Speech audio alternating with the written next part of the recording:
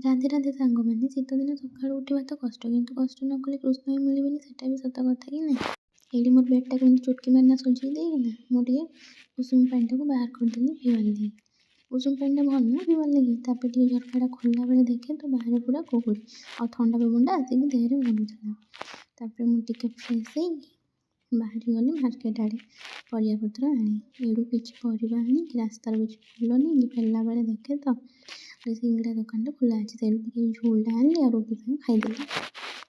ୟାପରେ ମୁଁ ଗାଧୁଆ ପାଧୁଆ ସାରି ଠାକୁରଙ୍କୁ ଫୁଲ ଦେଇ ଧୂପ ଲଗେଇ ସୁନ୍ଦର ଭାବରେ ପୂଜା କରିଦେଲି। ତାପରେ ଚାଲିଲି ମୋର ଲଞ୍ଚ ବନେଇ। ଲଞ୍ଚରେ ଡାଲି ଆଉ ମେଥି ଶାଗ ହଉଥିଲା, ତ ମେଥି ଶାଗ ଗୁଡ଼ା ଟିକେ ଭଲସେ ଛଡ଼େଇ ଦେଇକି ରଖିଦେଇଥିଲି। ସେତିକି ଭିତରେ ମୋ ଡାଲିଟା ହେଇଯାଇଥିଲା। ତାପରେ ଏଠି ଟିକେ ତେଲ, ଫୁଟଣ ଆଉ ଟିକେ ରସୁଣ, ପିଆଜ ଚଲେଇଦେଲି। ତାପରେ ଟିକେ ଟମାଟୋ ବି ପକେଇ ଦେଇଥିଲି ଗାଇସ୍। ତାପରେ ତାକୁ ଭଲସେ ଭାଜି ହେଲା ପରେ ମୋର ବଘରା ଦେଇ ଦେଇଥିଲି।